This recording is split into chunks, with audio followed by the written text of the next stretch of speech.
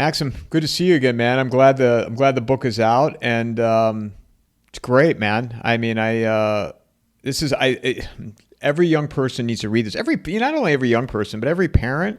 And I'll take it a step further. Every person who's just been in a rut for a good portion of their lives need to read this.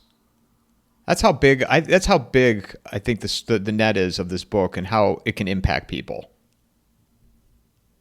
Yeah, well, thanks for having me on again, Mike. And I agree with you. I agree with you. And I didn't really realize that until we actually published the book, because my whole frame was, oh, this is for people who are getting ready to go to college, but aren't sure. So I was focused on people around my age. I'm 20 now. Um, but then my dad mentioned it the other day on another podcast because someone said, well, I guess this could be good for someone going through a midlife crisis as well. And I was like, oh, yeah, it actually can be good for lots of different people. But still, primarily, I think, and especially through my own experience the last 2 years, this can change a person's life. Absolutely. No doubt about it. This episode is brought to you by Vaulted. Launched by McIlvaney Financial Group, with Vaulted, I literally just tap a button and I own physical gold stored in a professional vault. Vaulted is offering all of my listeners $50 of free gold when you click on my sign up link. They have a tool called Vault Plan that allows you to passively add your gold position every month. Just activate it for 6 months and you will get $50 of free gold in your account.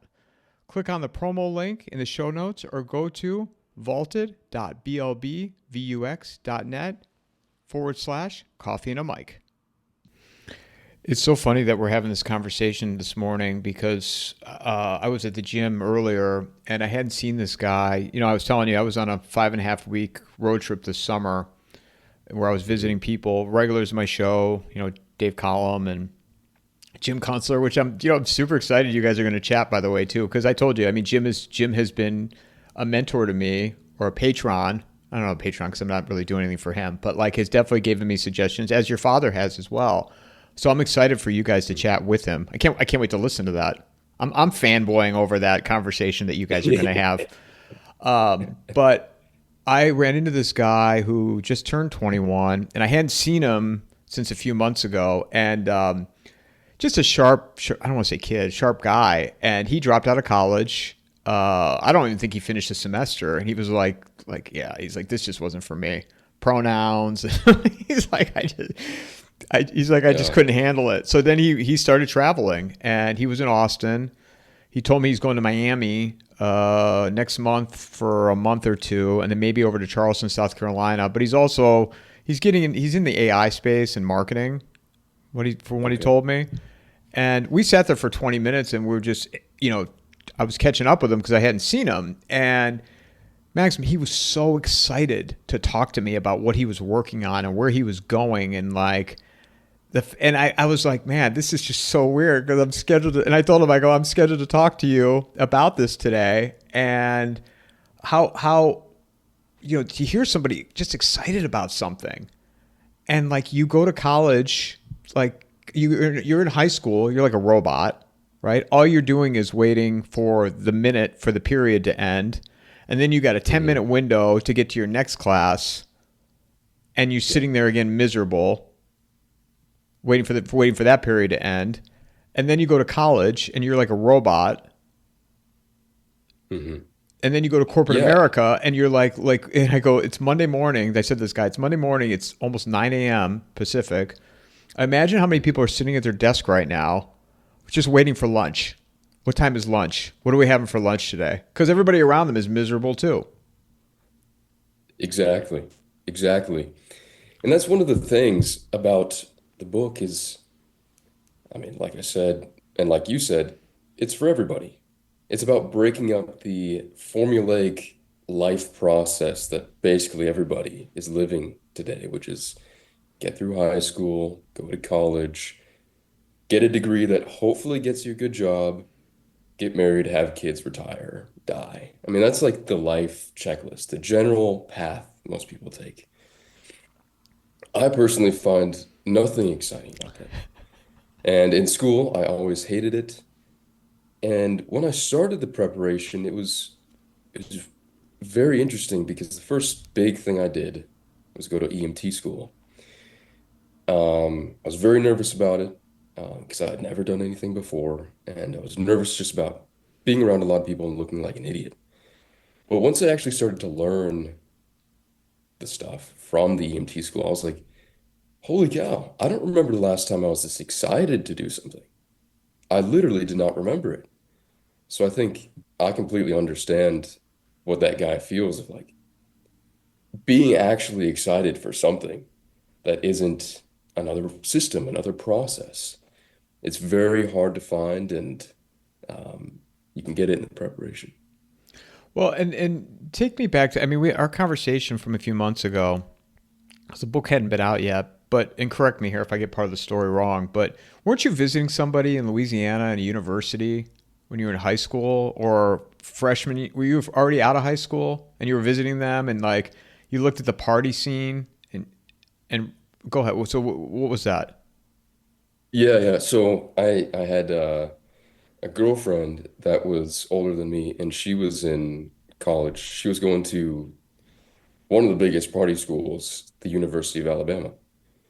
Um, yeah, yeah, yeah, yeah. I know. Did you go during football And season? Did you go during football so season? yeah, yeah, yeah. So it's Yep. insane. Yep. It's crazy. It's ridiculous. But I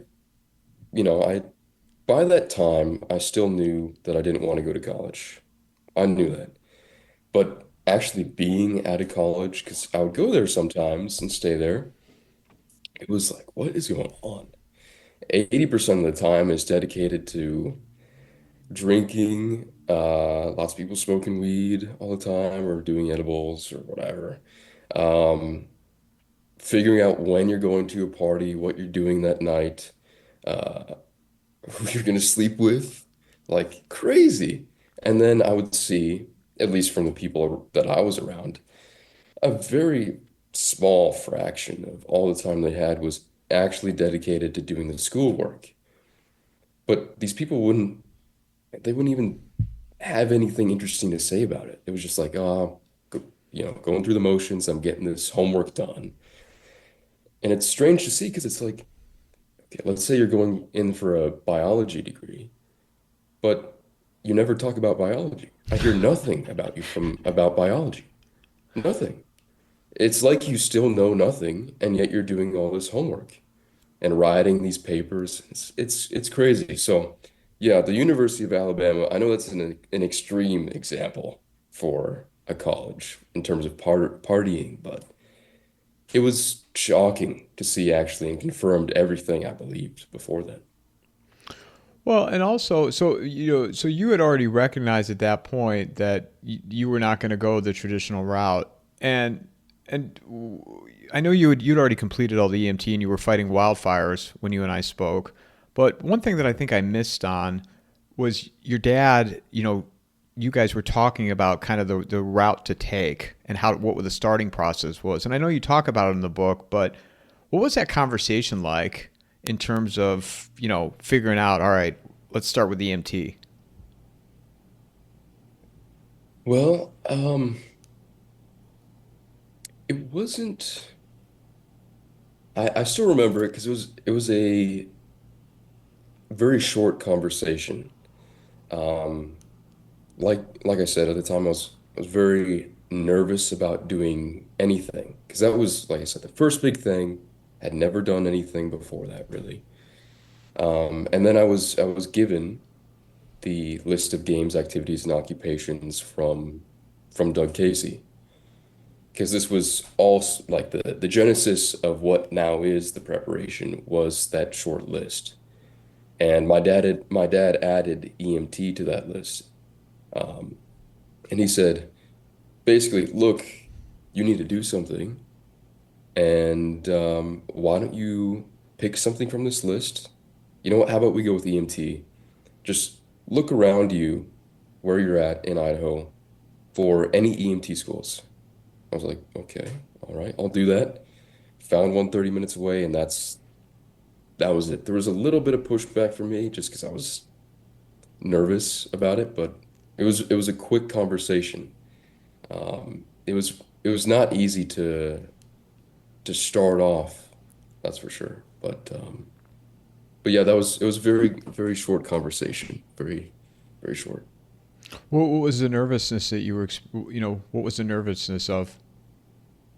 Um, for a long time, just lots of social anxiety, really. Like big time social anxiety. So just the thought of being around a lot of people and potentially looking stupid was uh very scary to me. Same thing happened with when I first started taking Brazilian Jiu-Jitsu classes as well. It was like, oh, if I do something wrong, I'm gonna look like an idiot. I'm gonna be around a lot of people, and it freaked me out. That was really how it was, which I think is somewhat natural. I think I had it to a more extreme degree, but if you've never done anything before, because I had never taken like uh many electives in school or extracurricular stuff or after school sports, really never did any of that. So having to step out of the comfort zone was a little bit more difficult, but I think it's difficult for anybody, really. So it was social anxiety, which is kind of something I talk about in the Managing Your Mind chapter of the book, because I think it's something that stops a lot of people from first doing something, which is the biggest and most difficult part of all of it, is that like the first step into the fray. The first step is always the most difficult. EMT school was it for me, but I think especially now with the cycles in part two of the book, where everything's much more structured, it'll be less nerve-wracking for a lot of people, you know? Just because it seems more like there's an end in sight or there's an end goal to it all. Whereas when I first started, we were testing it out. I was the guinea pig, I still am, and we were just seeing if going down this path would work. So, yeah, social anxiety at the time. Do you think that's something that's common with people your age, your peers, social anxiety? And do you think it's worse now for people your age versus like people? I mean, your dad and I are in the same category. Um, I mean, from what I hear, especially from like Gen Xers or older, is that people really didn't have social anxiety at the time. Is that true? Like when you were young, did you feel anxious being around people or No, I no? was never anxious. I was never anxious like that. And the only thing I could think of is I mean, first thing that comes to mind is the fact that there just wasn't social media or phones or anything, right? So, I mean, so there was a little bit of anxiety, but not to the degree that you guys have to deal with all this, because it feels like everything's a competition now with phones, Oh, and for sure. For sure. that's hard, And it's man. yeah, and it's even worse, especially for the people who lived through COVID. Because that was the big thing, especially for an introvert like me. I could hide away for a year and a half and not have to go outside, barely do anything. Um, but it's a doom loop, really, where you get stuck in the cycle of just being around the people closest to you, so you can go further and further into being introverted, not being around people, not being exposed to uncomfortable things. That definitely, at least for me, that period of time, COVID was bad, for that. And lots of people around me that were my age as well. It's a bad thing. But yeah, I think social media makes it worse too. If you're staring at your phone all day and you're not actually interacting with people, it's going to make it worse. And you just see that in the way people, even my age, or say even up to 25 or 30, have such a hard time acting comfortable when speaking to people. Like there's a strange tension and awkwardness, which I think is natural for the path things have taken. It's just people are disconnected with each other. Well, and even like talking to this guy this morning, I said to him, I was like, people don't talk like this anymore. And the fact that, I mean, you're too, I'm more than double both your guys' age, and we're having a conversation back. You're very good at it as well, though. And I'll tell you, I mean, I see a night and day difference already from our conversation back, I think it was in April, is when you and I spoke. Might even been earlier than that, but I already see a night and day difference. And with this guy, I mean, we talked for a half an hour. I could have brought my stuff and recorded with him today, talking about like what he was working on and how excited he was and whatnot. And, but that's just such a rarity that I see today. I see with people because they just don't talk anymore. Hmm. Right. And that's something that also comes with the preparation. Because when you're in college, you can still hang around the people closest to you. Like you can, because there's an overwhelming amount of people at your college, you can have a couple friends and walk around like a ghost to everybody else because you're just another face, another name, doesn't matter. Whereas in the preparation, you are constantly doing new things and putting yourself into new situations. As my dad likes to say, constant novel action, which is forcing you to interact with people constantly. People generally much older than you. I mean, I think the only big thing I did where I was around people my age, a lot of people my age, was EMT school. Sailing, I was around people much older than me, two or three generations older than me. Um, Also working on wildfires, I was around people much older than me. And those are the people who didn't really have any extreme awkwardness or social anxiety. So they just talk to you like you're another person. There's nothing awkward about it. Um, and even when you're in uncomfortable situations and learning new things, looking like an idiot occasionally, uh, you are around people who aren't going to go, "Oh, what are you doing, man? You look like an idiot," or going to make you feel uncomfortable. But at a certain point, once you have enough accomplishments under your belt, it's like it doesn't matter. It doesn't matter what other people think. So if you complete three cycles, for sure, I think you'll be much more prepared and ready to face the world personally. Um, just because hey, I've done these things and I don't feel so anxious anymore. I don't feel so bad. I noticed it. It was a night and day difference after EMT school. Still wasn't great, but it was like, oh, 4 months of schooling. I got it done. I passed the test. I'm now an EMT. I feel good. That was just one 4 month thing. That's it. It's crazy. Whereas you don't get that in college. You can stay in your little bubble and then you get transported to the corporate world. If you go that path, you're in your own little Transported. bubble again. Yeah, Trans- transported because it's not like you're choosing. At that point, it doesn't feel like you're choosing. It's like, oh, you're on the treadmill and you got pushed ahead a little further. That's what it feels like. and maybe you get a window as you get transported to your new cell. Maybe you're lucky you get a window to look out at. Right. Maybe you get a window. That's if you get a job. If you get a job. Because especially with AI, I saw a crazy article from the New York Times the other day talking about these three college grads who couldn't get a job because, and they were all in computer science.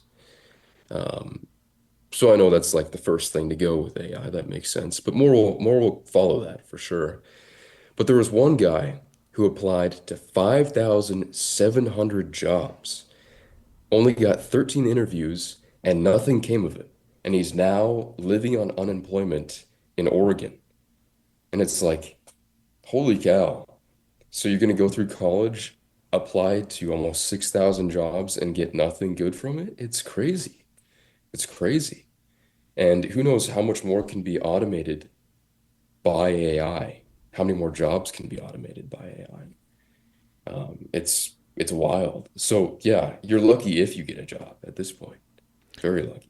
This will it surprised me. Maybe it won't surprise you, but the Whole Foods that I shop at, I was told that a lot of people that not a lot, but there's people that work there. They have master's degrees because they can't find jobs Really? in their fields. Well, they can't find jobs in their respective fields. That's crazy. Do you know what some of the specific degrees I were, don't or know. I actually need to ask because I'd be curious about that. But yeah, which it shouldn't surprise me in the state of things. But and how much debt did you put yourself into to get those degrees? right? I mean, yeah, I guess it shouldn't be surprising, but when you see it in person, it's like, oh my gosh, 4 years of this, at least 4 years of this person's life are gone, basically, and they're working at a menial job. That's crazy. 4 plus 4 though, right? Or 4 plus 6? I don't know how many years. Depends on the program, I think, for a master's. But so you got undergrad and Yeah. then 2 or additional 4 years. And what's it gotten you? A lot of debt, and you're in retail. I mean, you do what you have to do, but I just was like, wow, this is the state of things now. Yeah, it's shocking. It's shocking. I couldn't believe reading that article about AI too, and those three people who couldn't find jobs. One of them did find a job in tech sales, but that was completely unrelated to their original degree. So it's like, okay, you go through who knows how many years of schooling, more years of schooling, probably hundreds of thousands of dollars in debt. And now, anytime after school, you're going to be spending paying off the debt you gained from school in a job you might not even like if you get a good job. It's crazy, and then with the preparation, everything, including academics, including the different cycles, the 16 different cycles that make up 4 years of of learning in the real world, learning real skills like EMT, becoming an EMT, becoming a private pilot, uh, going to a heavy equipment school, going to a culinary school in Florence, Italy. Are Um, you doing that, Lots Maxim? of By different the way, things. are you? I don't mean to interrupt you, but are you doing that? Like when your dad told me about that, I was like, oh my god, I would do this. That sounds amazing. It it does sound amazing, and I like the whole theme of this cycle because not only are you going to Florence, Italy, and learning how to cook, but you also, while you're there, you get to learn Italian. You get Italian classes. And all of the academic programs that we've added into that are based around art and history. So you're getting an all-encompassing 3 months where you're not only learning how to cook by some of the best chefs in the world, you're in an amazing place, and all the academic learning you're doing is all based around helping you have a more whole and interesting look at what's actually around you in your immediate vicinity. So I plan on doing it at some point. Um, I know that it might be the first thing my sister does, actually, believe it or not. We're still working it out, or at least my dad is, to see if the timing could work for her. But I think the first big thing she'll do as her own preparation will be that cooking school in Italy. We'll see. We'll see. Is it a 1 month or a But 3 month? It's a 3 month school, right? I think they have a 1 month, a 3 month, and a like 5 month class. So I think I think the 3 month would be best, but what could you get out of 1 month of being there is wild. But all of this, all of those things, all the cycles add up to 1 year of tuition at a prestigious university, which is the crazy thing. Yeah, of course, that's not taking into account travel expenses and living expenses, but how could you not take that path on a financial basis alone instead of college, where you're going into debt and unsure if you're willing, or if you're going to be able to pay it off afterwards? You're not walking away with any skills versus in the preparation, you have skills. You have competency in a number of different areas. And if you completed all 16 cycles, you'd have 16 solid foundational competencies. So on that basis alone, it's the winner. Absolutely. One thing the preparation lagged. It did not teach me about my pronouns, which I was very upset about. And maybe that'll be in the sequel. I mean, I had no idea what pronouns I should identify with, and that's one thing that college does teach you. So, I mean, do you feel like you're missing out on that? You know, I'm being, I'm being you know, sarcastic for people that are I listening to the might audio. Like, I might go by Zer the other day, the next day. Maybe tomorrow I'll be Zer. I don't know. Yeah, maybe in the second edition we'll add how to come up with your own pronouns. That'll be the next thing. pronouns on your own terms. Yeah, pronouns on your own terms. Yeah, exactly. Exactly. You know they're still doing that at these universities. You probably know I'm that, not but surprised, but have you heard it from anyone specifically about no, that happening? a friend of mine's daughter. Not this year so far because it's just starting back, but I know last year they were still doing it at some of the universities. Which if one's doing them, they probably most of them are. Yeah.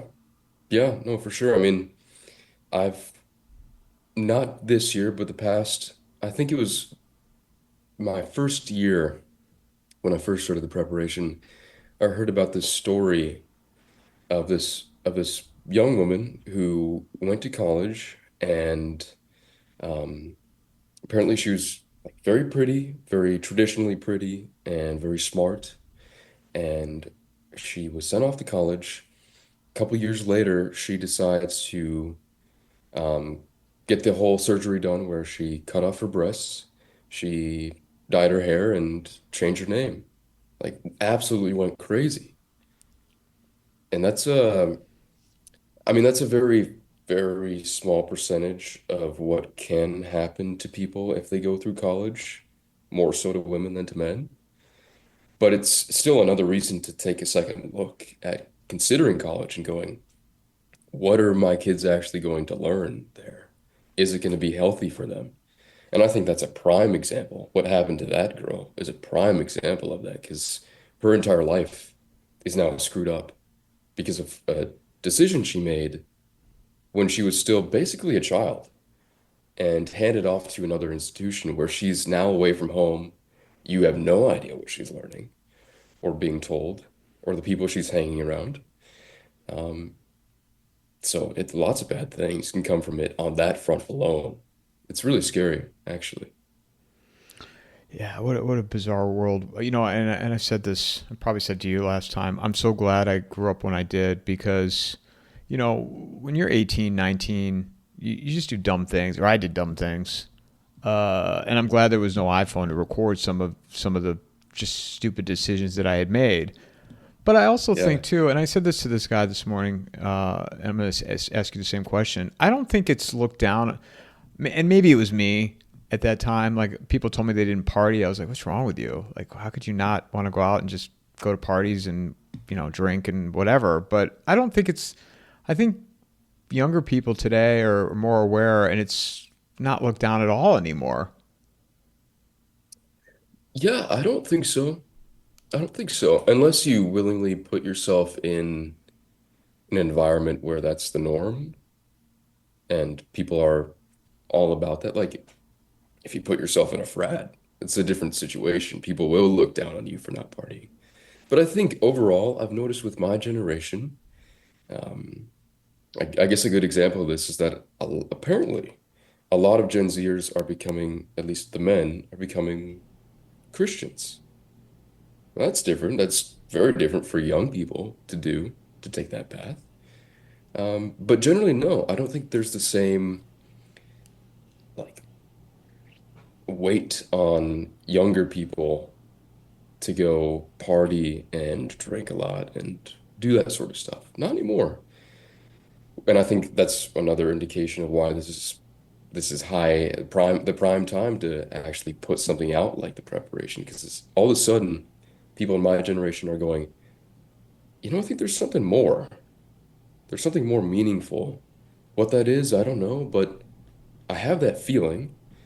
And I think I probably should stop partying. I probably shouldn't drink so much. I probably shouldn't watch porn. All those things. I've noticed that within people my age, there's been a shift, and it's it's key to take advantage of that shift to go, hold on, here's the path, here's the direction, and here's how to take it. There's a very limited window to do that. A lot of my peers are already in college. Most of them are, and because of that, they'll probably just go down the same path, mainstream path. But there's some that won't, and those people can go in a much better direction than everybody else. What of your peers that you speak with? What were their thoughts on when you started this, and what do they say to you today? I mean, I honestly didn't talk to too many of my friends in the beginning because um, I would go back and forth. My dad's here in Uruguay, my mom's in the States. I would go back and forth about every 6 months from one place to the other. And at the time when I first started, I was with my mom, and she had She's in moved where? to Not to Idaho. interrupt you. She's in where? Colorado or Idaho or something? Yeah, she was in Colorado originally, and then during a 9 month period, she decided to move to Idaho. So I was with her You grew up in there. Colorado, though, mostly, right? Correct. Yeah. Yeah. Um, and that's where I started the preparation. All my friends, just a few of them, were back in Colorado. So I didn't really talk to them. They were getting through high school. I hadn't seen them in I hadn't seen them since middle school, actually, most of them. So I didn't hear very much from them, but I do have an Instagram account, and I every once in a while I would post a picture of what I was doing. So on wildfires, I would post a picture of me on the wildfires or sailing, post pictures of that.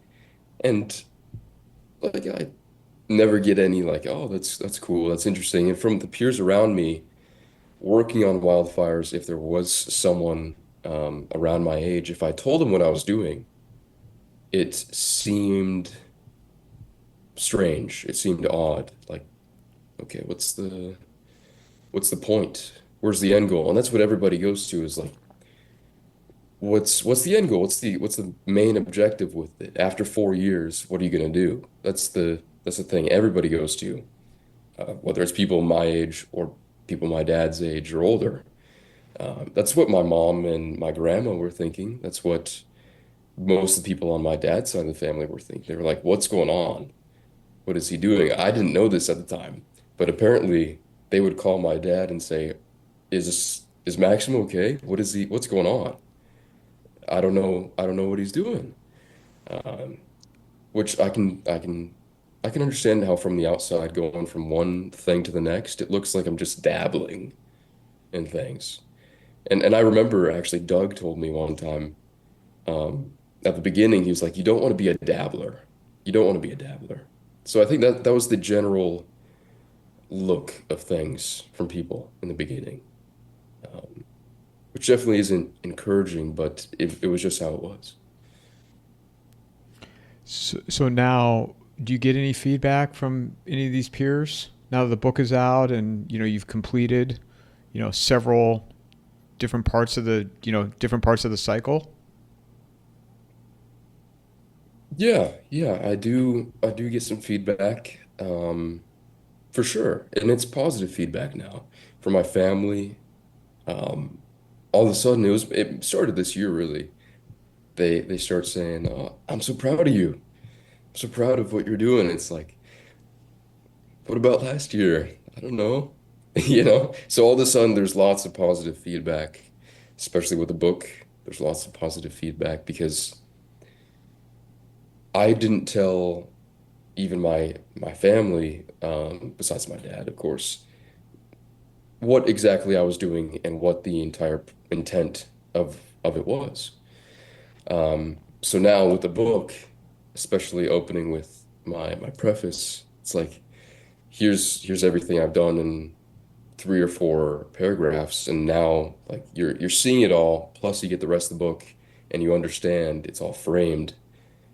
Like what's the why? What's the whole idea behind it? So yeah, after the book, it was a little different than before. How does that make you feel? It's good. It's good. Um, but the thing that makes me feel better actually is all the feedback from people who are buying the book, um, and reading it and going, "Holy cow!" Mostly parents saying this, like, "Holy cow! This can change my son's life," and I'm going to start going through it with him. Like my dad got a comment the other day. I think of a mother, from a mother, and she was saying, "I just read the preface to my son, and the reaction I got from him was great. It was a genuine whoa." Her 17-year-old son. And then Tom Woods, it was good to hear Tom Woods say that he's having his his son next year, and that he's going to use this book for his son, like this idea for his son. And we've heard that from lots of different people, um, because it really can change your life. There's three main sections of the book. I like to think of it as three main sections. We split it in two, but the first section of the book is talking about really trying to dispel the myths that most people believe. And of course, one of those is that college is actually beneficial to people. But some of the other myths too is like that when you're young, around my age, you should, by being independent, you should get your own apartment, and you should get your own car and start paying your um, monthly payments, like going into debt very fast. And we dispel those myths. It's like, no, first off, college doesn't work. Here's how. But also, if you want to do anything interesting, anything that's going to be very productive in your life, don't drown yourself in financial liabilities and responsibilities right away. And then another part of the book, which is in the first half, which I think is one of the best by far, is it's talking about building your own moral code, your own personal code.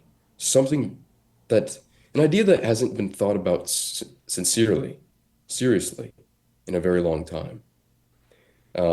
Benjamin Franklin Can I is just chime in, not to cut you off, but I just want to add to that. yeah, I think that's one of the biggest lacking things of this country, and maybe the world, but the United States, is that nobody has a moral code or no one has a moral compass today. So I'm sorry, I didn't mean to cut you off, but please finish your quote with Benjamin Franklin.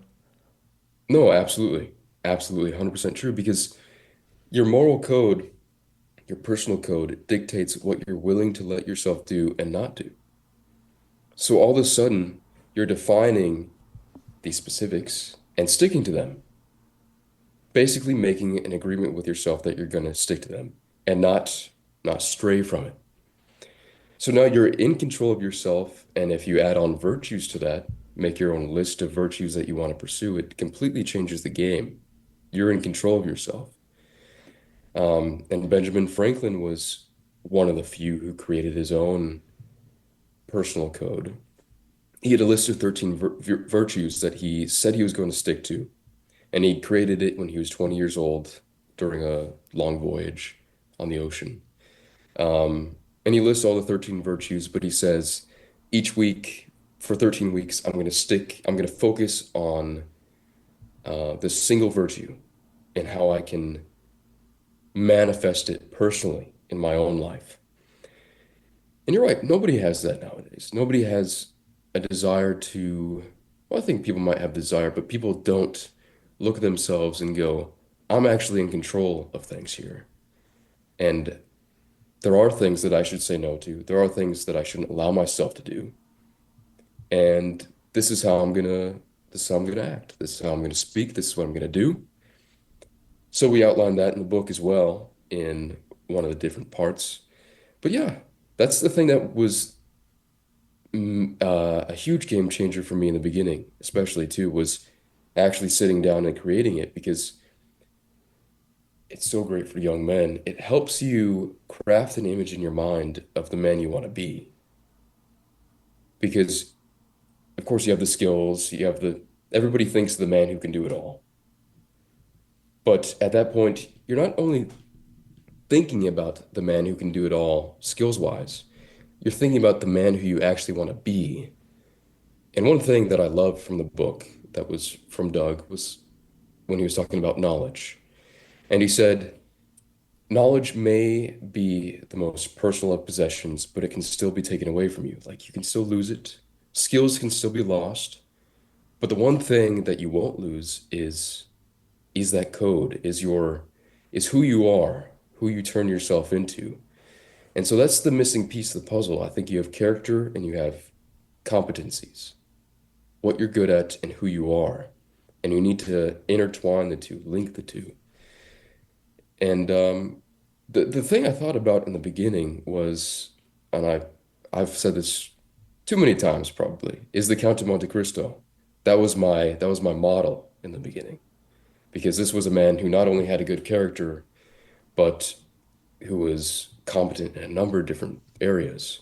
Not everybody's gonna have a model like the Count of Monte Cristo, so I think people using the book should create their own model in their mind of like the man they want to be. What character does he have and what skills does he have? And what does that look like? I heard this. I love boxing, and I heard they had interviewed this heavyweight. He fought a month ago, and he's 30. I think he's 38 or 39 now, and he's literally beaten everybody. Some of them he's beaten twice, the top guys. And they asked him a question. They're like, "How do you stay so motivated?" And he goes, "It's not motivation, because motivation comes and it goes. It's discipline." Hmm.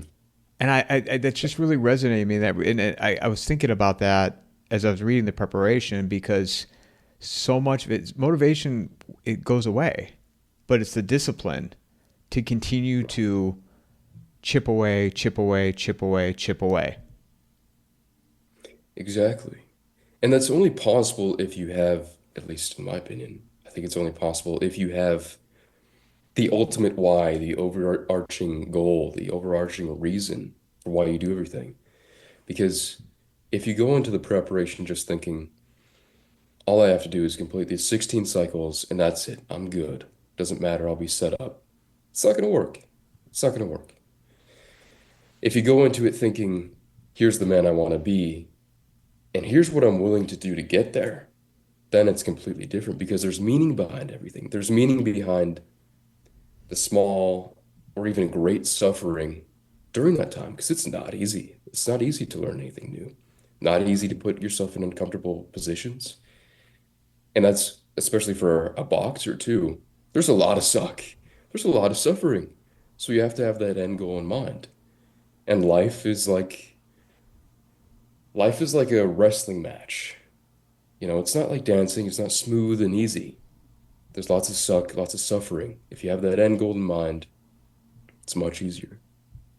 But I wanted to ask you, Mike, what were some of your favorite parts of the book, or at least parts that you thought were interesting or notable pieces of it? Just because I'm curious what you thought. I love the be, do, and have, and Mm, it's funny you're asking me this because what I said to you earlier, how we have no moral compass today, and I mean, I live near Scottsdale, and I see everybody's all about the have. But but it all ties in together of where we're at in society, right? Because we have the phones and the social media and the ability to show off, and it's all about the haves. I never heard it put into it's put into a structure in the mhm. preparation. Something, I thought about this, but just, you guys really you simplified it for me. I need everything simplified for me, like I'm five. I'm not a reader. I don't have all this wealth of vocabulary and knowledge of reading like you guys do. I'm grouping you and your dad and Doug together here. But Well, I don't think I should be in that group. I don't think my dad would say the same thing. It's only Doug. It's only Doug. your Yeah. dad and I get along so well because we start talking about movies from our generation. So that's my wheelhouse. I could talk to you about 80s and 90s movies all day long. But when it comes to like the Count of Monte Cristo and Shakespeare, I don't really bring, or Netflix shows, any show, modern day shows, I can't bring anything to the table today. Yeah. But the ultimate question of what kind of man do you want to become?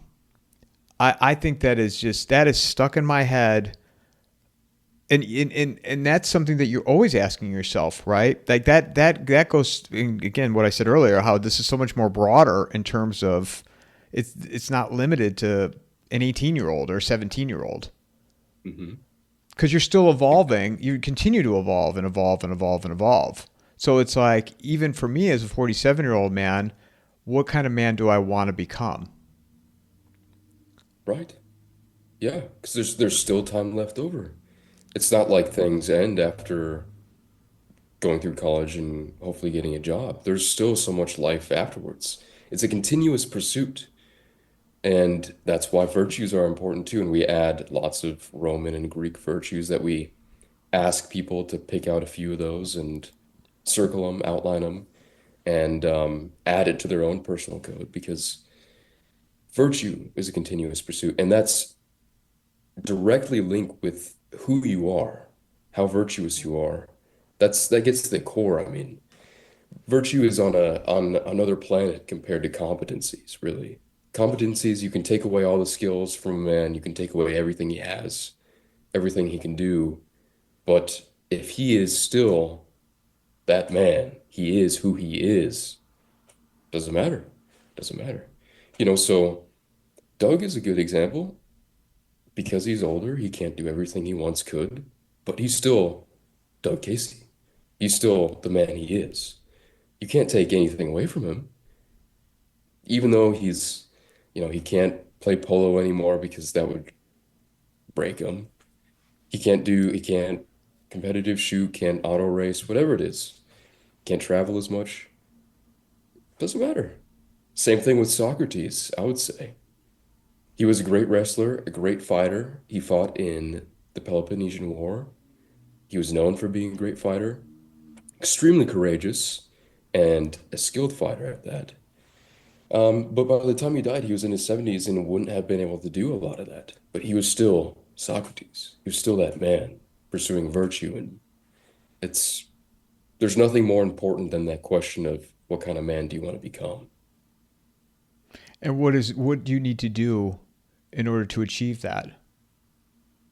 The Right. do part. Right, exactly, because do is the vehicle. Do is the vehicle to be and have. And once you do more, you can have more.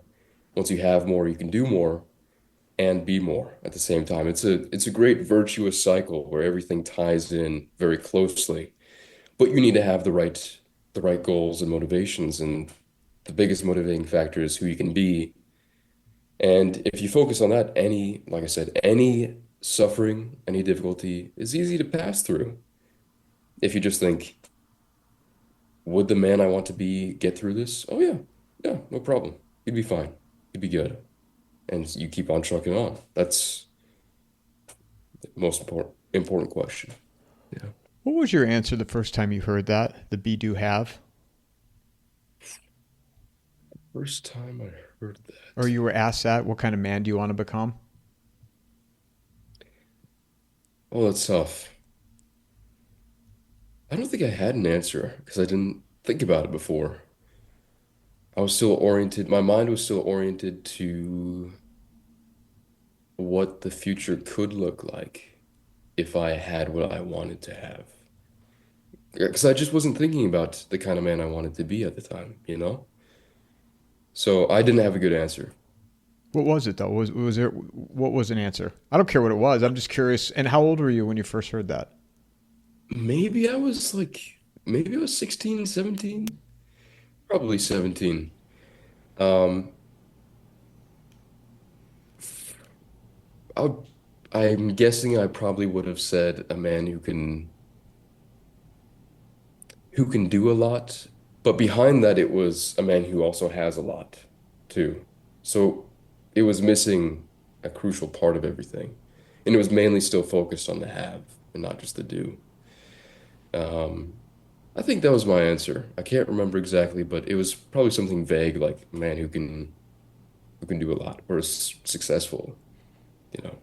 Not a good answer, that's for sure. No, there's no wrong answer. I'm just curious what that 16-year-old of yourself thought when asked, and then what were the haves in your mind? What was something that you wanted or Uh, like basic stuff. I think I was going along with what everybody else wants, which is like nice house. You kind of have freedom of movement. You know, you have enough financial success to where you can go where you want to go and do what you want to do and drive whatever car you want to drive. But so like vague, trivial, nothing stuff. I mean, it's all good stuff if you can get it. That's great. But if that's the motivations, it's like doesn't matter. But when you first heard that question, did anything come to mind for you personally? Like, did you begin to reframe your way of thought or think about the man you want to be more? Yeah, yeah. Yeah. Especially since doing this now full time for a year and a half, I Hmm. find myself asking that question all the I ask it a lot internally, and doing this, it's like, okay, what do I want to become? What's the goal of this, and also who do I want to be? And Yeah. it's crazy. It's crazy you're asking me about this. Look at you putting me on the spot. Um, getting all deep here. But it's a lonely road, man, doing this. People don't understand. And that's why I was curious for your standpoint, because my own experience is people, they don't understand. Like, they don't understand what I'm doing. They don't understand why I would do this. Why would I break away from the system and pursue this? Um, so it's, I, I think I understand I'm not even think, I know what I want to be. I'm Hmm. doing it. The halves, I think as I've gotten a little bit older, the halves are kind of, because you can't you realize your mortality as you get older. When I was 21, and all I wanted to do was go out every Thursday, Friday, and Saturday. Like, I didn't really care about anything else. And you think you're going to live forever. And everybody that dies is old, in my opinion. 60s to me was old when you're 20. 40 is old when you're 20, 21. At least that's what Right. I thought. Yeah. Yeah. Well, I think that is one thing that was difficult for me personally for much of the time in the preparation. So I can empathize with you. It is lonely. As soon as you decide to do something um, unique and kind of off the beaten path, it's you've no one around you, or you're very lucky if you have one person around you who goes, "No, keep going. I think you can do it. Keep going." Because the rest of the time, everyone around you looks at you like you're an idiot. So I understand that. I understand that for sure. But after asking yourself the question of the kind of man you want to be, has it been motivating to continue on and like made the small things much more trivial than before for you? Yeah, I don't know about the small things being more trivial. I mean, I think certain things agitate me a little bit more, which they shouldn't. Maybe that's my sign of getting a little bit older and more like agitated or jaggedy. I mean, but also I think it comes down to another, what I said earlier about the discipline, and just having the discipline to keep going out there and having conversations and continuing to, fine tune my craft and get better and be a better listener, and just ask better questions, and better Yeah, overall conversations. So it's but that's where the discipline comes in over the motivation, right? Because motivation eventually wanes. So I don't know if I sure. answered your question. Did I answer your question there, Maxim? How do these Yeah, I'd roles say get? How do so. these roles get reversed here? I'm the interviewer Yeah, go now. ahead. I'm Go the ahead. You got it. yeah. You got it. You got the And con. so where do where do you see this going? I guess it's a little different topic, but where do you Ask me anything. It's see the fine. podcast going in the future? I want to continue to grow. I just want to continue to grow and have people that I want to speak with, to keep building my credibility, to where, let's say, somebody that I've been wanting to talk to for a few years that couldn't get before, that'll say, "Yeah, I've heard your work. I want to talk to you." Like, just Mm, I have this list of people that I've been seeking out for a couple of years now, and I just want to build my profile enough to where people are like, yeah, I'll go on the show. I heard about you. Yeah, it's great. Yeah.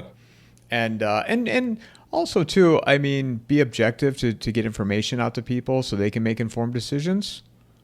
Hmm. I mean, it's not that everybody that comes on here, they're not all right and they're not all wrong, but I mean, people still have to do their own homework. But I haven't always been like this, but I want to be objective and critical on both sides. And I don't think Trump is our god, and I mean, or our savior, and we should be critical. We should always be critical. I mean, why is it now all of a sudden people want to trust governments?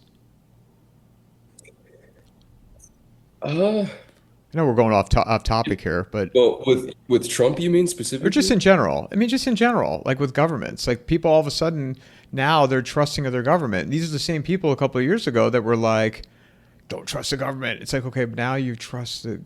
Be consistent. Like that's my thing is be consistent. Now I wasn't always like this. If you'd listened to me a few years ago, it's a totally different tune. But I also think, to your point, the more experience you get, the more conversations you have with people, the more you learn, your opinions change, and you start thinking differently. Not that I really know anything now, anyway. I mean, I have to bring smart people like yourself and your dad and others to help me, craft a little bit of my opinion, but to bring my I know intelligence nothing level either. up. No, no, I know nothing either. But yeah, that's absolutely right. It's kind of like going to a new place. Talking with people, new people, consistently is like going to a new place, experiencing something new, learning new skill, because it opens up like when I used to play video games a lot, they'd have the full map of the world, the video game world, and if you went to a new place, and you went to the screen where it showed the map of that world, that area would unlock and it would brighten on the map. Like you just unlocked a new piece of the world there, a new piece of knowledge, a new skill.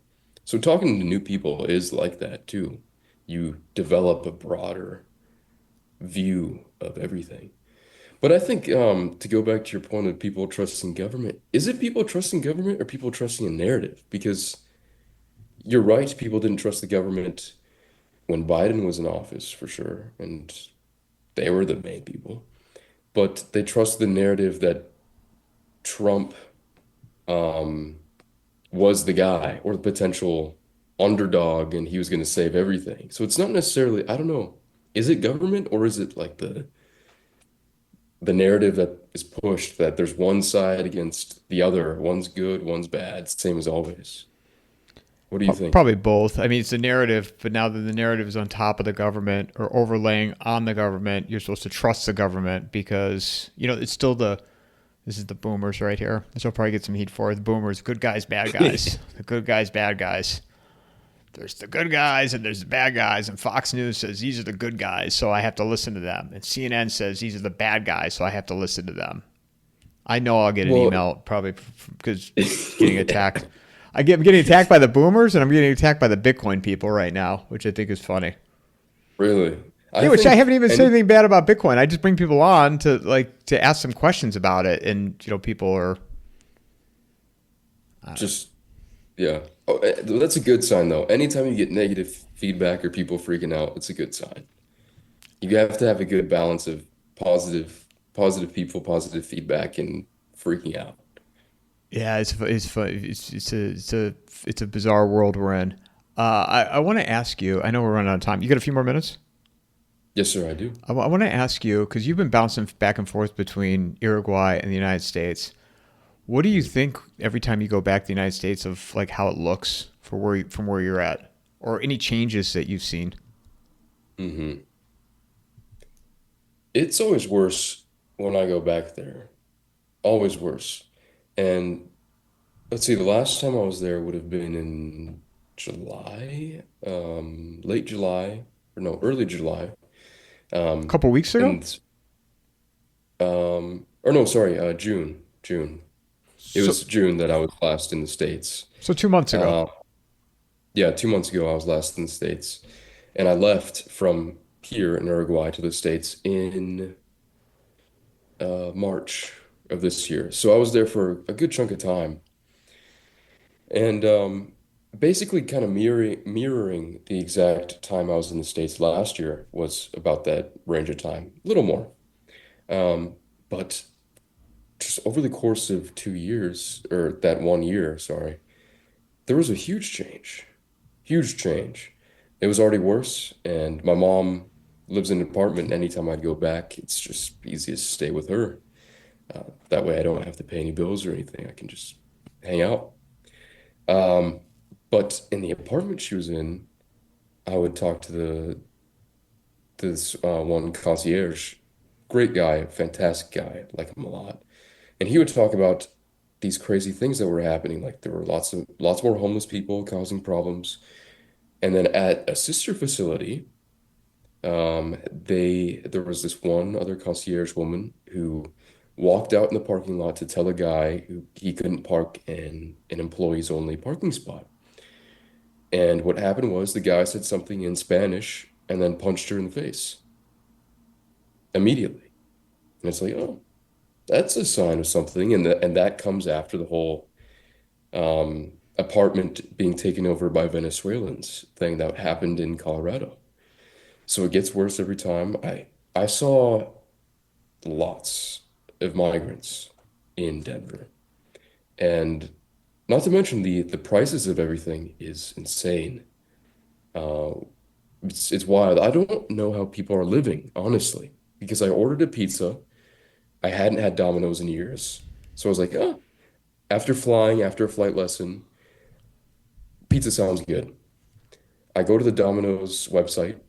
I get a medium-sized pizza, or was it large? I don't remember. Shouldn't make that much of a difference in price. Um, 16 wings and their kind of crappy pasta that they have. I was really hungry. I didn't even look at the price. I ordered it, comes to the door. Then I check the receipt and it says $74. And I'm like, for a large pizza, 16 wings and pasta? It's crazy. So that's two meals to me, but that's one meal for a family, but that's almost $100 gone instantly. So it's a lot worse, and it's worse every time I go back. Every time. It always feels more dangerous. I feel more on edge, and like I have to be attentive to what is going on around me. Because it seems bad, but what is it like where you're at? Do you notice any changes over time? Yeah. Well, I was gonna add. You wrote about that in your Substack with your Domino's experience. Yeah. Yeah. Yeah, exactly. Yeah. $75, pizza, pasta, and wings. It's crazy. Damn. And it's not even like good. I mean, it's chain. It's not like it's a local mom and pop. Exactly. I was very disappointed because I thought, oh, it's gonna taste good. No, no, it tastes bad. It's funny. In Phoenix, where I live, man, that's what I tell people because my plan is to move in March to back to the East Coast, to be closer to my mother, and I went and visited a little mountain town in North Carolina as well on my trip this past summer, and really really loved it. And it's only a 6.5 hour drive from Ohio, to where my mom is, and people will say to me, this is you probably come across this too, like people are like that are blissfully unaware. I love that term, blissfully unaware. So many people are just blissfully unaware. And all they care about is like, how many times can I go to Disneyland? Where am I going to get my latte? Where am I going to go eat, my yoga mat? Like just, they have no idea. And I don't even care about those people anymore because you know what? Whatever. What are you going to do? Like they're not going to, they don't want to learn. They don't care. Exactly. But man, I mean, if you did 5 years ago, if I could go back in time, 5, 10 years ago, it'd be completely different here in Phoenix, man. I mean, I have homeless right in my area. I see the same guy. I saw him this morning pushing the shopping cart Yeah. across the street from me. They live in a tunnel underneath, in the desert, in a tunnel, like in a bridge. They live underneath it, right by me. I mean, they literally come right through the property I live in to go cut through into the desert and live into the tunnel. I don't want to live where there's homeless, man. Like I don't want that. You know, Yeah. and and I live in a place where there's no water either. I mean, this is a desert. Yeah, that's true. That's a good point. Yeah. But it's expensive here. I mean, it's not cheap to live here. I mean, it's not really cheap to live anywhere. I mean, even in Northeast Ohio, where I'm from, I mean, their real estate prices have exploded in comparison to what they were. And but yeah, I mean, the homeless. It's not L.A. It's not that bad. And it's probably way worse in Denver. I'm guessing. 'Cause I've heard Denver is just terrible. It is terrible. It is terrible. I mean, it's pretty nasty. We used to live there. Well, we lived there for like 14 years. And when my dad lived there, we lived right downtown. I'd go on walks with him all the time, and it was nice. But like within the span of very few years, did a 180. Now it's nasty, gross. You definitely wouldn't want to walk around with your kids, that's for sure. It's bad. Could you ever see yourself moving to the States at this point? Oh no, no, definitely not. I think what I'm gonna do actually is revoke my citizenship. Once I get it here, citizenship in Uruguay, I'm gonna let go of my one in the States. Is my plan. Just because I don't want to be tied to it. I definitely don't want to have to pay taxes, especially if I'm living in a different country. What's the point? So especially when I'm young and have I have a fraction of the amount of wealth I'll have 40 years from now. I prefer to give it up now when I don't have to pay that like exit tax, basically, or whatever you'd call it. So that's my plan. I think I'll probably live here in Uruguay. You like it there? Yes, yeah, it's a good place, and you should come visit sometime. We would love to have you. Um, People are generally pretty nice here. It's I prefer the mountains personally. I miss the mountains a lot. That's one thing about Colorado, which we do not have that here at all. But it's a pretty place. It's a pretty place and peaceful. Yeah, if I were you, I wouldn't leave. I'm trying to. I want to get adopted somehow. I don't know how I could be like the uncle or Yeah, something. get Like, it I just want a half acre. I want a half acre on the land. I've been subtly dropping those hints to your dad, but it hasn't been working yet. I got to change my messaging, I think. You got to keep trying. Keep trying. But you have a group of people there that you hang out with, and like socially, or you feel satisfied. I mean, yeah.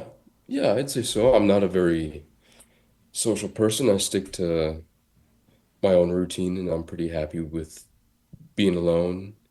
Uh, my girlfriend's here though, and I have a few friends, and that's good enough for me. But there's a decent community of people um, around here who are good. So that makes up for a lot. What last question? I know I went over a little bit. Where do you see yourself then, say 5 years from now, on the be do have? Mhm. That's a tough question, Mike. That's a tough question. I'm trying Trying to mix it up. Ask me the difficult questions to. again. I just thought Flip of it it back actually. around. I just thought of it actually. Yeah. Well, I think a lot has happened within the past 2 years. Um, Definitely, anybody who goes through the preparation will not be the same person they were beforehand. No doubt about it, even after a year. So a lot has happened for me personally within the last 2 years. Within the next 2 years, the last 2 years of the preparation, I think they'll be better than the first two because I'll actually be using the cycle structures from the book. Um, and my time will be much more structured and intentional. I'll plan things out. So I think the next 2 years will be better in general in terms of doing and likely having more from different opportunities. Um, but in terms of B, I think hopefully, I hope, be much more skilled and skilled, capable, and virtuous man than I am now. That's the hope. That's the overall hope. And with um, lots of skills to be very independent, 100%, no doubt about it, on every front, and lots of skills that would offer unending, unique opportunities. That's, that's the plan. I like what you guys talked about as well is the whole idea of the web, right? And accumulating skill sets and not being a master in one particular area, but just seeking out new opportunities and new learning, developing new skills. I thought that was excellent. It's one of the most important pieces of it all because obviously there's the Heinlein quote in the book, specialization is for insects. And part of that quote, the majority of the quote is all about what a person should be able to con a ship, change a diaper, write a sonnet, cook a tasty meal, um, fight, a list of things. And that not only is it interesting, but I think it's the way life should be lived and once was lived. People weren't typically specialized in one thing. And going into the future, especially with AI, if you're specialized, you have no way out. You spent 4 years or whatever, how many ever years on becoming specialized, and now something can be so easily taken away from you, and you have no other options, and you have to start back from zero. It's like, is that really the path to take? So yes, it is building a web, which is strong on many fronts. That's a great idea, and I'm glad you brought that up. That's one of the most important ideas of the book. What do you say to somebody? All right, this is the last question. What do you say to somebody that I had this habit, when I would go out to these races, these running races, and I would say goodbye to somebody, and then my friends got to a point where they would see how long they could keep me after I initially said goodbye. Yeah. So I ended up saying goodbye like 3 or 4 times, and then it was just a game where they'd have an over under, and they would bet. They're like, "Well, I bet you we can keep him an hour. He's saying goodbye now, but we'll keep him here for an hour or longer, just to Yeah. hour and a half, 2 hours, whatever." But what do you say? So this is the last question. It's like my third time saying goodbye now. What do you say? What do you say to somebody, a younger person, 16, 17, 15, that doesn't know what to do? They feel lost. They feel alone, and they're looking for some guidance. Well, I would be happy to hear someone that age ask that question in the first place. That's already a good start. But to them, I would say if I was speaking to 16-year-old me, I would say that what you should focus on is becoming the man you want to be. And now, how do you want to do that? I know you don't know how, but let me try to help you figure it out. There's there's two different paths you could take. You can take the path of doing what everybody else does, which I know you don't want to do, or you can go your own path. And it's going to be very difficult, but and assuming I had the preparation book to hand to them, I would say you can go through this book and I'll go through it with you and I'll show you how to go through everything and what I've done. But once you complete the 16 cycles, you will be a man among men. You will have the hero's journey that you want, that every person your age wants. You will be competent in a number of areas beyond your imagination. You will have opportunities flowing to you from different people, and not only that, but you'll become the man you want to be, or at least you'll be much closer to becoming the man you want to be along the way. And so you can take that path, or you can take the path of living through the life checklist, doing what everybody else does. You never know who you are or what you're capable of, and you'll be in debt. I guess is the other thing. So you can pick those two paths. what sounds best, you know. You really can't make people decide. You can't make a decision for someone, especially a teenager, especially a teenage boy, I think. So at that point, it would be, what's your decision? Okay. Now that that's your decision, I'll help you. I'll help you get started. So, does that answer the question? It does, yeah. And how do you feel about Yeah. where you're at right now then?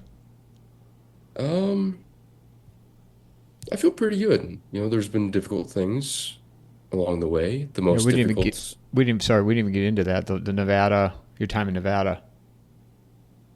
well, we can talk about it if you want to keep If you got going. We time, yeah, can, yeah, yeah. I mean, I don't want to. I know you got stuff to do, but yeah, if you got time, I mean, the most difficult thing for me, which hopefully should be easier for other people because of the book and what's in it and how we give people not only is it laying the framework and adding the details for people, but it's also because it's a book, it's a reminder that can keep coming back to it and um keep saying like, oh, here's what I should be doing, here's what I should be focusing on.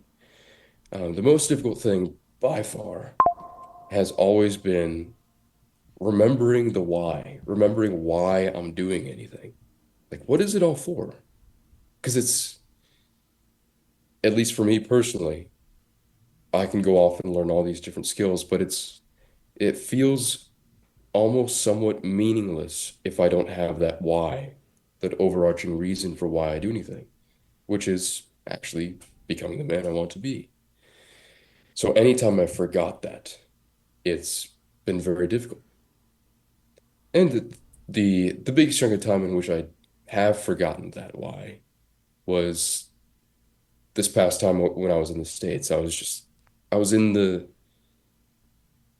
I was I was thinking, oh, I'm just here to get these few things done, like start pilot school, um, work on fires, and you know those are the main objectives. I'll just do that. Along the way, I'll train Brazilian Jiu-Jitsu. I'll keep reading, I'll keep writing, do the same things as normal, but like I just have to be there for this amount of time, and then I can go back to Uruguay.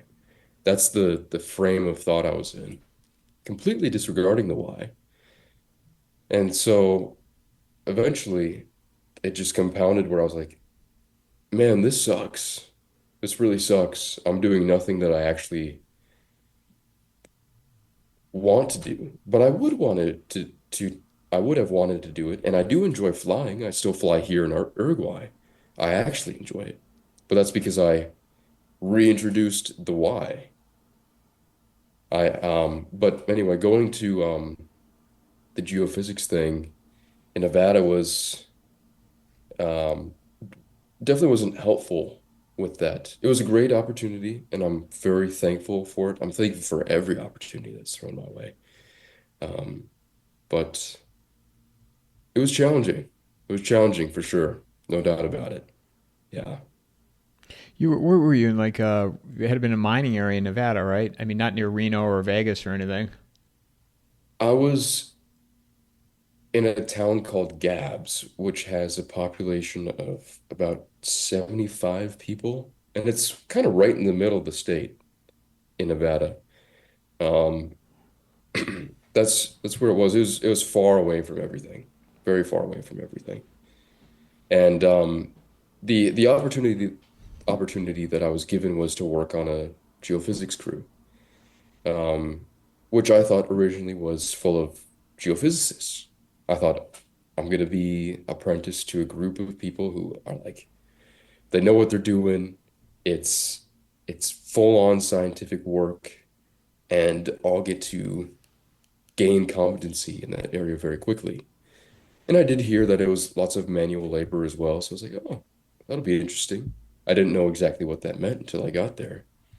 But the first week I was working with, or I was around geologists and helping them take rock samples and um, learning a little bit from them, hanging out with them, and even delivering the rock samples to the analysis place they had where it could analyze all the different material within the rock. But the next week I actually started the working on the geophysics crew. And it was kind of shocking, actually. It was surprising because I had heard about the one guy, like the one head guy who had been doing it for 40 years, highly competent, knows what he's doing, and I was going to be an apprentice under him. But there was still a large group of people that I didn't hear about because it takes a full-on crew to actually get this running. Um, but when I was sitting there waiting for everybody to show up, I'm watching these people kind of filter into the room, and I was very surprised. It's like these people definitely aren't geophysicists, that's for sure. Because one guy had a bucket hat that had mushrooms on it. So that's just giving you context for what What was going you're on. working with here? Yeah, exactly. A bucket hat with mushrooms on it, and so I was very surprised. It wasn't a crew of highly trained, successful people, intelligent people. Um, but it was very difficult. It was a lot of manual labor, like I said, and what you have to do is lay out these wires in the desert that stretch kilometers of wire, and then you place these nodes in different places that receive the data after you launch an electrical pulse from one of the wires. And the data that's collected from it gives you an image of what's going on underneath the ground. And what this exploration mining company was doing was looking for a periphery of gold or silver or copper. And they had asked us to um, get an imaging of this one specific area. So basically, what your day looks like is you get up early, have breakfast, go out to the field, and you're either spooling out kilometers of wire, spooling it back in, digging holes to put the nodes in, or you're actually shooting, is what they call it, by injecting the electricity into the ground to analyze everything. And everybody's strung up in a line, people working in a line at these different nodes because you have to connect and disconnect the wires. Um, and so you're waiting or walking and doing work all day in the hot Nevada sun, taking these readings to get all the data. And it's difficult work, but we had trouble. Um, I think we only had one good day out of the 12 days that I was there where there were zero problems. Every other day there were things going on, and at one point, one of the guys on the crew got electrocuted by the electrical pulse going through the wire, which is several volts, or sorry, several amps, which would have killed him if he were not wearing his wedding ring, actually, because it redirected the electrical signal away from his heart, which would have instantly stopped it, away from his heart and it just into his hands. So he was very lucky. But that was the fault of a lot of people, really. Um, so it was just a very disorganized, very strange crew to work on. And the head guy who I was apprenticing under said, I have never had a crew like this. It was so bad. So not a great time, that's for sure. Um, lots of lots of difficulties. And then you came back to Uruguay, and were you struggling at all? Was there a struggle mentally of where you were at, or I mean, did you feel like it was a setback, or Yeah, for a little bit of time because I still hadn't regained that why at that point, and I was still unsure of what to do next, which is why I am personally thankful for the cycles because it's an easy way to restructure um, your life and what you're going to do next. Um, but I was still unsure. I was still unsure for about a month what I was doing, and I was upset that I had left the States. Actually, I was like, ah, why did I?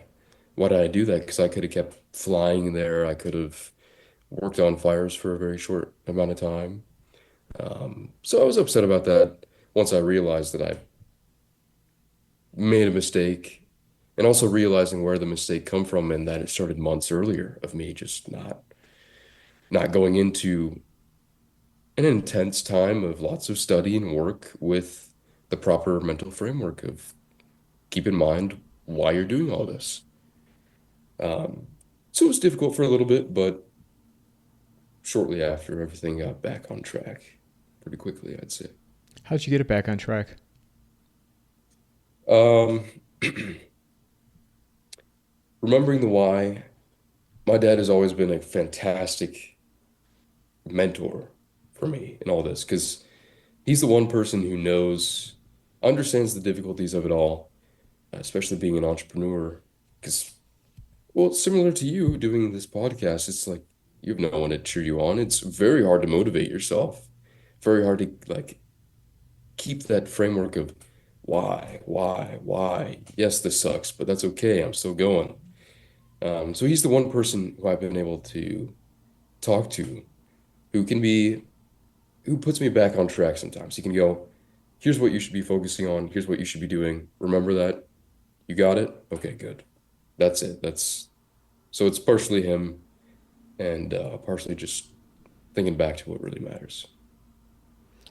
Yeah, I would. I mean, your dad is definitely. I mean, somebody that I've leaned on for suggestions, and he's always very helpful. And I mean, I wouldn't be doing what I'm doing right now if it wasn't for some of the pointers that he's, tips he's given me, and others as well. But yeah, I mean, well, your dad and I could talk to him. I've talked to him for 2 hours on the phone. Yeah, right. Yeah. Yeah, exactly. Exactly. Well, I think you need someone like that. And that's why we encourage parents and grandparents or aunts or uncles to buy the preparation because you can be that maybe you're not a mentor, but you can be the guide, at least in things. Even if it's just in the very beginning, you can help push people along, help people remember what they need to be doing or show them the path in the first place. That's why that's why everybody should get it. Where can people find you? Where can they find the book? MaximSmith.com is where you can find me, and that just goes to Substack, um, where I do post weekly updates on what I'm doing within the preparation every week. And I've actually began to follow your model, Mike, of uh, making them paid in the first 24 hours and then switching it over afterwards. I think that's a good model because then you get to see what's important first. You get early access to the important stuff. Plus, on my Substack page, if you're a paid subscriber, you get access to 2 years. Which I am a paid subscriber, by the way. I'm a paid subscriber to Word. Maxim's podcast or Maxim's You get Substack. Excuse me. you get access to 2 years of those weekly updates that are strictly for paid subscribers. 2 years of everything I've done. Um, so that, and then you can go to Amazon.com and look up the preparation to get your book there. Describe. Show the book. Show the. The reviewer's copy, 'cause it has this band here, so we just have the reviewer's copy, but this is the hardcover. Hardcover's best, by the way. As soon as you hold this, you know that there's something important about it. It's colored too, which is nice. It's very pretty, and like we had images and we had QR codes. So as you're going through it, whenever we mention a link or a video, you can scan the QR code, and it's very nice, very pretty. So I highly recommend everybody get the hardcover over everything because, especially if I'm looking back at 16-year-old me, if I was handed the hardcover, it would actually be more meaningful to me. It seems like something I should pay attention to, something I should read because it's in the hardcover. It's like you're trying to preserve it. It's something important. More so than the paperback, definitely more so than the Kindle version. But there's that, and currently we are recording the audiobook for it, so that'll be out very, very soon. Who's doing that? Are you doing it? It's a combination of my dad and I. I'm gonna record my parts, so that's about like four different parts of the book, relatively short. I'll record that myself, and the rest is gonna be kind of in my dad's voice. So it's a good combination of the two. Maxim, I appreciate you doing this. Congratulations again on the book, and look forward to continue to follow along. And oh, so what's next for you, real quick? Next, I'm going to be following the cycles. Actually, I'm going to go through my entrepreneurship cycle. I'm going to start a precision agriculture business here in Uruguay. Just using drones to map out pastures, and in doing so, you actually analyze the quality of the pasture. And one of the other drones that I'll be getting actually sprays seed and fertilizer onto different pastures. So I'll be doing that and offering it as a service to other farmers and ranchers around us because we definitely need it. And it's amazing how much people waste on seed fertilizer and buying super expensive tractors. And this makes it so much cheaper. Plus, you're only fertilizing or seeding very specific areas that need it. So I'll be doing that as a business for the entrepreneurship cycle. And then next year, in January, the plan is to go to Thailand to train Muay Thai for about 2.5, 3 months. From there, I don't know, but I'm planning ahead far enough that I think I'll be set. So that's what's next. I know you love the jujitsu. Do you watch UFC and all that then too? I don't Do you actually. don't pay attention No, to any of that? I don't really consume very much content, really. Yeah. I should watch it though. I have noticed in the past watching short like jujitsu clips from real fights. It's been helpful for me personally, so I should watch it.